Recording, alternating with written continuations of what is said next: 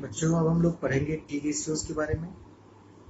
तो सबसे पहली बात ये है कि टी रेशियोज या ट्रिगोनोमेट्रिक रेशियोज, इसके लिए सबसे पहले हम राइट एंगल ट्रायंगल एक ड्रॉ करते हैं। राइट एंगल ट्रायंगल ये स्टैंडर्ड ट्रायंगल माना गया है जिसमें हाइट और डिस्टेंस ऑलरेडी दिया हुआ है, और ट्रिगोनोमेट्री का यूज हाइट एंड डिस्टेंस को मेजर करने के लिए, फाइंड करने के लिए भी किया जाता है, और ही किया जाता है, मतलब कि इसका यूज इसके लिए तो खासकर किया जाता है। जैसे अगर आप ये देख रहे हैं कि कुतुब मीनार है, तो हम उसको देख रहे हैं कि बहुत ऊंचा है, और कोई उसका डिस्टेंस फाइंड करना चाहे, सोचो ये कुतुब मीनार है, यहाँ हम लोग यहाँ से देख रहे हैं, तो हम ऑब्जर्व करेंगे कि इसका हाइट क्या है। इसका हाइट क्या है, अगर हम यहाँ से डिस्टेंस देख लें, एंगल क्या है, तो उसके अकॉर्डिंग जो फॉर्म है ट्रिगोनोमेट्री का, उसके हेल्प से हम लोग इसका लेंथ निकाल सकते हैं।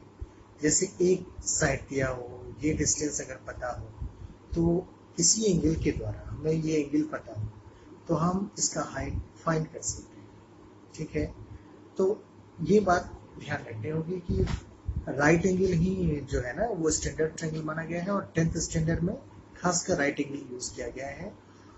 और इससे हायर क्लासेस में 11th वगैरह में आप पढ़ेंगे कि ये एक सर्कुलर मेजर के रूप में है, उसमें ऑब्ट्यूज एंगल, एक्यूट एंगल दोनों में पढ़ेंगे आप। हाँ, तो जैसे कि मैं पहले बता चुका हूँ कि आपको ज्योमेट्री का इसमें ध्यान रखना होगा। जो 10 क्लास या 9 क्लास का ज्योमेट्री है, इसका यूज होता है ट्रिगोनोमेट्री में आगे जाकर, क्योंकि ट्रिगोनोमेट्री और ज्योमेट्री को कंबाइन करके ही वो तैयार किया गया है। क्योंकि ज्योमेट्री हम लोग, मेरे दिमाग में क्वेश्चन है कि अगर ज्योमेट्री ऑलरेडी था तो फिर ट्रिगोनोमेट्री का यूज क्यों पड़ा। तो उसके लिए मैं आपको बताना चाहता हूँ कि ज्योमेट्री में क्या था, ओनली वन रोटेशन था। ज्योमेट्री में क्या था, ज्योमेट्री और ट्रिगोनोमेट्री मैं बता दूं आपको, उसके बाद मैं इस पर बात करूंगा। ज्योमेट्री में और ये ट्रिगोनोमेट्री में क्या डिफरेंस है। हाँ, ट्रिगोनोमेट्री में क्या डिफरेंस है दोनों में। आखिर ज्योमेट्री में जो चीज पढ़ते हैं वो तो ट्रिगोनोमेट्री में है, ट्रिगोनोमेट्री में उससे ज्यादा पढ़ते हैं। आखिर क्यों? क्योंकि ट्रिगोनोमेट्री में जो एंगल का है मेजरमेंट, वो पॉजिटिव एंगल होता है। इसमें होता है पॉजिटिव एंगल, हाँ, नो नेगेटिव एंगल, मतलब कि इसमें नो नेगेटिव एंगल होता है। नो नेगेटिव एंगल, इसमें positive as well as negative angle भी होता है। नेगेटिव एंगल्स पहला पॉइंट। दूसरा पॉइंट, इसमें ओनली एंटी क्लॉकवाइज होता है रोटेशन, एंटी क्लॉकवाइज रोटेशन होता है। रोटेशन इसमें एंटी क्लॉकवाइज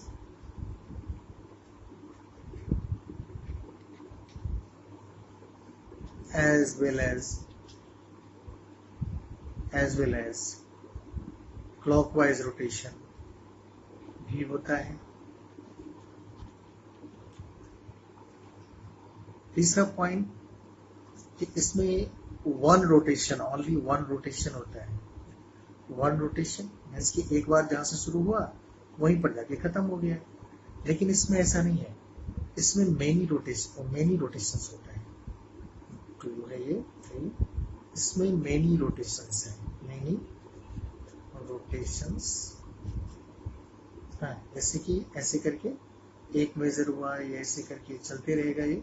हाँ, तो इस तरह से एंगल जो है ना, इसमें इस तरह से जैसे ही एक रोटेशन है, तो वन रोटेशन मतलब क्या, 360 डिग्री, 0 डिग्री टू 360 डिग्री इसका मेजरमेंट है इसमें। और इसमें क्या है ना कि एनी एंगल मीन्स होता है, मैं बता दूं, एनी एंगल और मेनी एंगल्स। हाँ, और many angles, that is positive as well as negative angles. Positive angle भी फॉर्म करता है, नेगेटिव एंगल भी फॉर्म करता है, 0 डिग्री भी होता है। यानी कि इसमें बहुत सारे रोटेशन। अगर आप बात करेंगे क्या 720 होता है, 1045 डिग्री होता है, इट इज सब होता है इसमें। लेकिन इसमें ऐसा नहीं है, इसमें 0 से 360 डिग्री की ही बात करता है। इसमें ऐसा नहीं है, इसमें किसी भी एंगल की बात करेंगे ये तो इसमें होगा ही, 0 से 360 डिग्री तो होता ही है, बल्कि उसमें इससे ज्यादा होता है। हाँ, तो बस यही डिफरेंस आप लोग ध्यान में रखें। पॉजिटिव एंगल होता है, नेगेटिव एंगल नहीं होता है। ट्रिगोनोमेट्री में पॉजिटिव एंगल और नेगेटिव एंगल दोनों एंगल होता है। इसमें एंटी क्लॉकवाइज यानी कि ज्योमेट्री में एंटी क्लॉकवाइज रोटेशन होता है, ट्रिगोनोमेट्री में एंटी क्लॉकवाइज और क्लॉकवाइज दोनों रोटेशन होता है। ज्योमेट्री में 1 रोटेशन होता है, ट्रिगोनोमेट्री में मेनी रोटेशन है ना। इसमें उसके बाद 0 से 360 डिग्री तक का मेजरमेंट होता है ज्योमेट्री में, और ट्रिगोनोमेट्री में कोई भी एंगल चलता है। नेगेटिव भी होता है, यानी कि आप कहें कि -360 डिग्री होता है तो वो भी होता है ना बच्चों। बस ये ध्यान में रखें। उसके बाद जब ये समझ में आ जाए तो फिर हम लोग आगे बढ़ते हैं कि ये ट्रिगोनोमेट्री में ध्यान दें कि दोनों में डिफरेंस जब हमको पता चल गया तब हम इस राइट एंगल को देखते हैं। फिर से एक बार आ जाइए। तो यहाँ हम इसका नामकरण कर दिए बच्चों। नामकरण करने के बाद यहाँ राइट एंगल ले लें। तो आपको पता है कि जो 90 डिग्री है, मतलब कि राइट एंगल के सामने में just opposite to right angle, ये होता है लॉन्गेस्ट साइड होता है। ठीक है बच्चों। हाँ बच्चों, तो 90 डिग्री यानी कि राइट एंगल के सामने में क्या होता है, लॉन्गेस्ट साइड होता है, जिसको हम लोग क्या बोलते हैं, हाइपोटेनस या हाइपोटेन्यूज। हाइपोटेनस बोलते हैं या हाइपोटेन्यूज बोलते हैं। तो इसके सामने में जो हाइपोटेन्यूज है या हाइपोटेनस है उसको मैं एच मान लेता हूँ, स्मॉल एच या कैपिटल एच है। इसको ध्यान में रखें। तो मैं यहाँ लगा देता हूँ, चलो कैपिटल एच ले लेते हैं। और अगर मैं किसी एक एक्यूट यानी कि एक राइट एंगल ट्रायंगल में 2 एक्यूट एंगल्स होते हैं, उस दोनों एक्यूट एंगल्स में अगर किसी एक एंगल को सेलेक्ट किया जाए बच्चों, तो जरा गौर कीजिए, मैं सी को सेलेक्ट करता हूं। तो एंगल सी इज अपोजिट में जो ए बी है वो परपेंडिकुलर होता है। उसे क्या कहते हैं, अपोजिट साइड। अपोजिट साइड या दूसरे में भाषा में क्या कहते हैं, यानी कि दूसरे शब्दों में कहें कि ये परपेंडिकुलर है। This is called perpendicular. Perpendicular हुआ ये।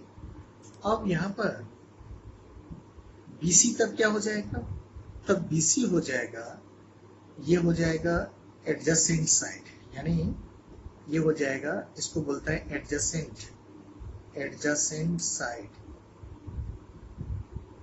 एडजेसेंट साइड बोलता है, या इसको बेस भी बोलते हैं। इसको डिनोट किया जाता है P से, अपोजिट साइड, यानी इसको हम लोग या फिर स्मॉल p ले लेते हैं। तो मैं इसको कैपिटल P ले लेता हूँ और इसको B ले लेता हूँ, और यहाँ होता है B या स्मॉल b, चलेगा। इस बात को ध्यान में रखें बच्चों कि जब हम लोग राइट एंगल की बात की तो राइट एंगल के अपोजिट में हाइपोटेनस हो गया, और जो एंगल मैंने सेलेक्ट किया तो उस एंगल के एडजेसेंट में एडजेसेंट साइड हो गया जिसको बेस बोलता है, और अपोजिट में क्या हो गया, परपेंडिकुलर हो गया। तो अब मैंने क्या बताया था कि 2 एक्यूट एंगल्स होता है। तो अगर ए को आपने एक्यूट एंगल सेलेक्ट किया, उसकी रिफरेंस में आप जब निकालना चाहते हैं, फाइंड करना चाहते हैं, तो फिर इसके अपोजिट में BC यानी कि ये B वाला, ये जो पोर्शन है BC, ये परपेंडिकुलर हो जाएगा, और इस A के एडजेसेंट में AB ये हो जाएगा कौन सा चीज, तो ये हो जाएगा बेस, और हाइपोटेनस तो लॉन्गेस्ट साइड है, वो हमेशा कांस्टेंट होता है। इसको ध्यान में रखें कि जो एंगल एक्यूट एंगल के रूप में आपने सेलेक्ट किया है उसकी रिस्पेक्ट में जब आप फाइंड करेंगे परपेंडिकुलर और बेस, तो हमेशा अपोजिट में परपेंडिकुलर और एडजेसेंट में बेस होता है, यानी एडजेसेंट साइड होता है। ठीक है, चलिए आगे बढ़ते हैं हम लोग। अब हम लोग जानते हैं कि एक ट्रायंगल में जो पॉसिबल रेशियोज है, पॉसिबल रेशियोज है वो कौन कौन सा होगा किसी भी राइट एंगल ट्रायंगल में। तो आप जरा यहाँ गौर से देखिए, AB बाय AC हो सकता है, यानी कि ratio of perpendicular to the hypotenuse. तो ये क्या हो जाएगा, P/H हो जाएगा। इसको हम लोग क्या बोलेंगे, तो इसको बोलेंगे हम लोग क्या बोलेंगे, तो मैं इसे बता दूं कि साइन बोलता है। चलिए हम लोग साइन पर थोड़ा बात करते हैं। Sine of an angle of angle C, that is called sin C। अब जरा इसको मैं साइन पर ज्यादा बता देता हूं कुछ।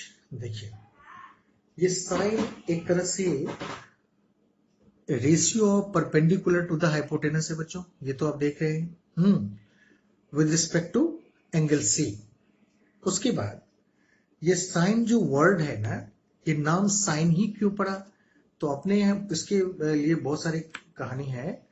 तो उस कहानी में एक कहानी ये है कि अपने आर्यभट्ट साहब इसको जब स्टडी किए और उन्होंने नाम दिया, उन्होंने अलग नाम दिया और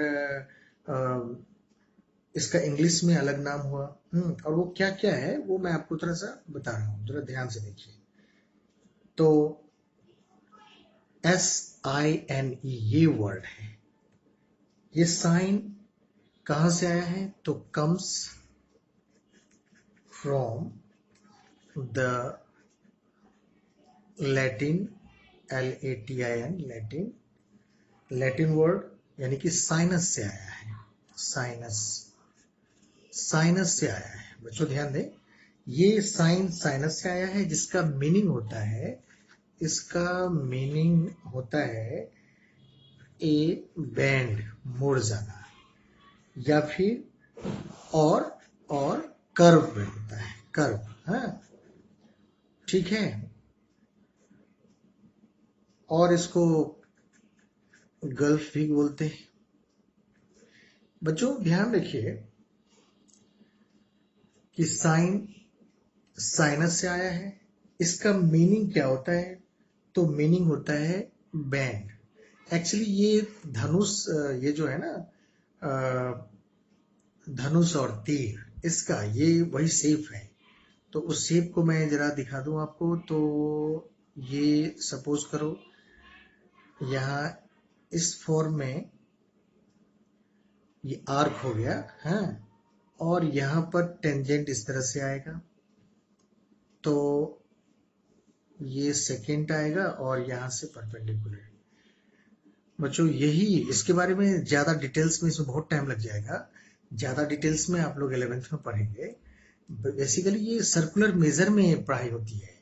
ये सर्कल है, उसमें ये सेकेंड लाइन है, ये टेंजेंट लाइन है, ध्यान दें, ये सर्कल हो जाएगा, है, और उस सर्कल में ये टेंजेंट हो जाएगा, ये सेकेंड हो जाएगा, ये सेकेंड तो पता है आपको कि सर्कल को काटती है, और ये कॉर्ड हो गया। तो वास्तव में ये कॉर्ड, जिसको हिंदी में जीवा बोलता है बच्चों, ये कॉर्ड से ही रिलेटेड है। तो टेंजेंट यानी टैन को यानी कि टेंजेंट है, ये सेकेंड है, ये और ये कॉर्ड है, और इस कॉर्ड का रिलेशन ही इस साइन से है। तो वो कैसे, चलिए हम लोग देखते हैं। बच्चों नाम से कहीं ना कहीं किसी चीज का पर्टिकुलर या प्रॉपर नाम देने में उन लोगों को भी, जो मैथमेटिशियंस थे